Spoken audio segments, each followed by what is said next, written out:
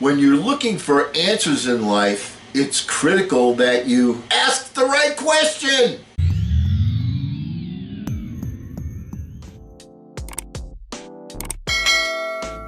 Hello again, everyone. I'm Eli's dad with Project Eli, where we educate, we lead, and we inspire.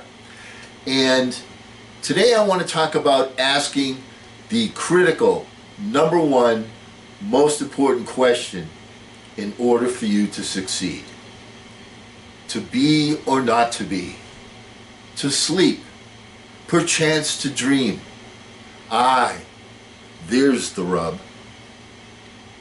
That's a quote from my old friend Eli, Billy Shakespeare. We used to call him BS, all right? But Billy Shakespeare, my old buddy. But let's translate that to sort of a modern vernacular.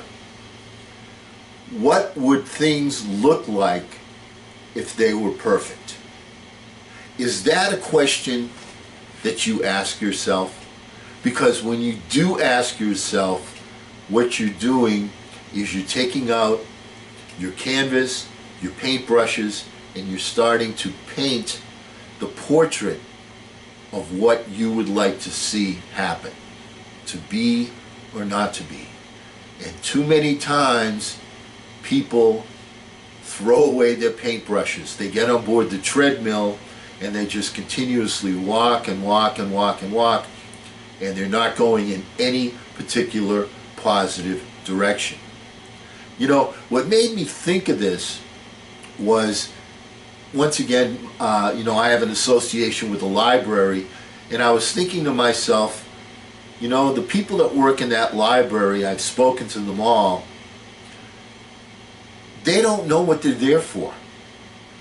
What do you mean they don't know what they're there for? They're there to help people take out books, they're there to help people get information. Yeah. Here's my point.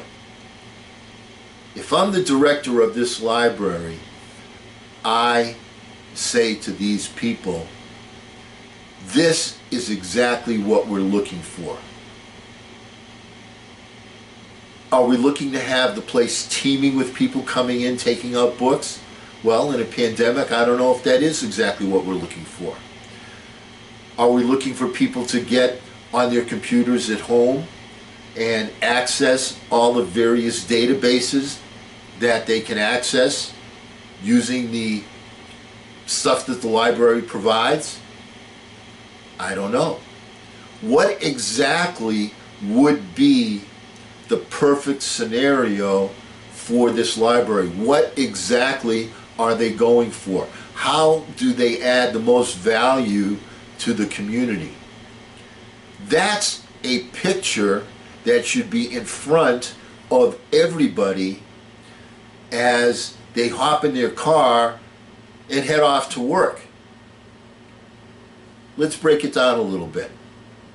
First of all, as an individual, you're saying to yourself, what would things look like if they were perfect? All right, Eli, let's talk about you. Would that mean that you're hitting the big shot at the buzzer and you're the hero of the basketball team? Would that mean that you're scoring 50 points and you're still the hero of the basketball team, but you don't do it at the buzzer? Does that mean that you're dating the head cheerleader? Sometimes these are kind of shallow dreams, but you know, that was one of my dreams, was to be dating one of the cheerleaders when I was in high school. What exactly is your dream? And the point is, before you can accomplish anything, you have to visualize with specificity exactly what it is that you want. I wanted to be a starter on the basketball team. That was my dream. Guess what? I accomplished that as a junior. But you know what? My dream wasn't big enough. I should have said, not only do I want to be a starter on the team, but I want to be a star on the team. But that didn't enter my mindset. Do you follow what I'm saying? The key thing is, in order to achieve, you have to dream. And here's the point. One of the things that we've mentioned from this particular pulpit is that the key to being a successful leader is the same as the key to being a successful individual. The first thing you have to have is you have to have a dream as an individual. All right, this is what I want to do. I see myself doing it. I feel myself doing it. I'm accomplishing it. I'm measuring my results. I'm getting from point A to point B to point C. I have this vision in my mind. This is what I'm racing towards. This is my finish line. This is what I'm getting, what I'm going full bore in order to achieve as an individual. It starts with the dream. At the workplace, if you do not have a particular vision, a particular dream, a particular objective, then there is no burning desire. And then what do people do? They go through the motions. All they're looking to do is to survive. And sometimes survival is key. Like if you're in a concentration camp, survival is key. But if you're not in a concentration camp and you have, you're in the workplace or you're in a family scenario, you need to have a vision of what perfection would be, and you need to strive to reach that particular end result. And what that does, by having that vision out there, is it gives you passion to do the little extra things.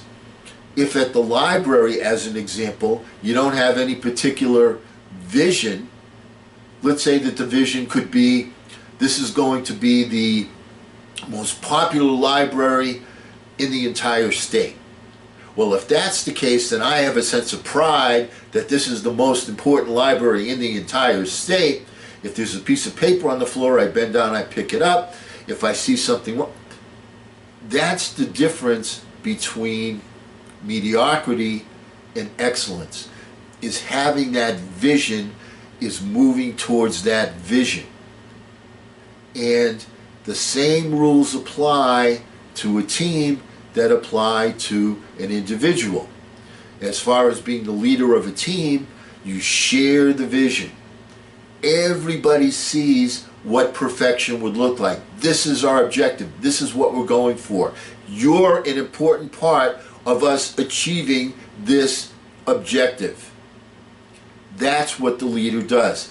Everybody's job is important. We act as a team. We all share the same vision. What is the vision of, as an example, Bill Belichick, coach of the New England Patriots? It's holding up the Lombardi Trophy, winning the Super Bowl. What's your goal what's my goal as a dad? It's developing you, Eli, as an individual that has a sound moral basis and can make good judgments when the time comes. Preparing you for life. See, the thing that I dream, that's my dream. All I can do is put you in position so that you can think correctly about achieving your dreams. But the key thing is, most people don't have a dream. They're on a treadmill. They get up. They go to their social media. They start going through motions. But they don't take any time to visualize in their mind what perfect would look like in all aspects of your life. The business side, the personal side, the spiritual side. Can you see where I'm coming from on this?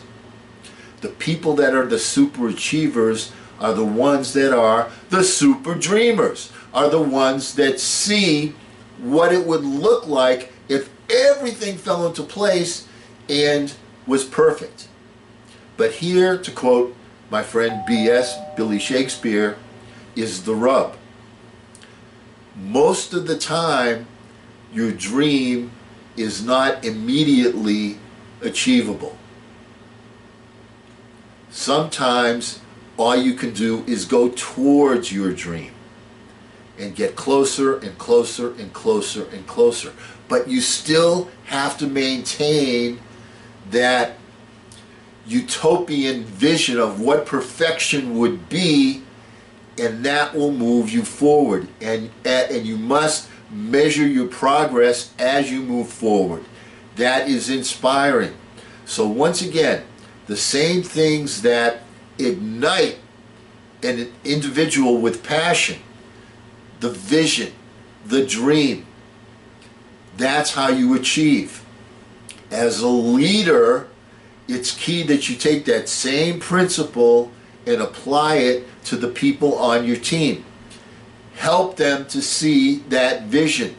Continuously pound that vision, paint that portrait, show results, get in their heads. This is what we're trying to do. This is what we're trying to do. Hey, nice job. You're getting us closer to where we want to be. The same principles apply. What would the questions you have to ask in order to be an achiever is, what would things look like if they were perfect? And secondly, if you're the leader of a team, you must remember the mantra to share that vision and continuously sell the dream. At this library that I'm associated with, there's no vision, there's no dream. People are going through the motions of, well, this is my job, what am I doing it for? If you have a purpose, if you see that what you're doing is helping to achieve the dream, that gives you passion, that gives you emotion, that gives you energy to get the job done at a higher level. Same thing works for individuals, it works for a team. This is critical because the same behavior, I'm sure, is being duplicated by individuals and companies all over the country. You've got to have a worthwhile vision, a worthwhile dream, a worthwhile objective in order to elicit passion from individuals and teams to get the job done. Otherwise, you're just going through the motions. You are existing and you're not living. It's time for us all to start living. And because we're never going to end a meeting on a philosophical note, let's get out there and charge! I'm Eli's dad.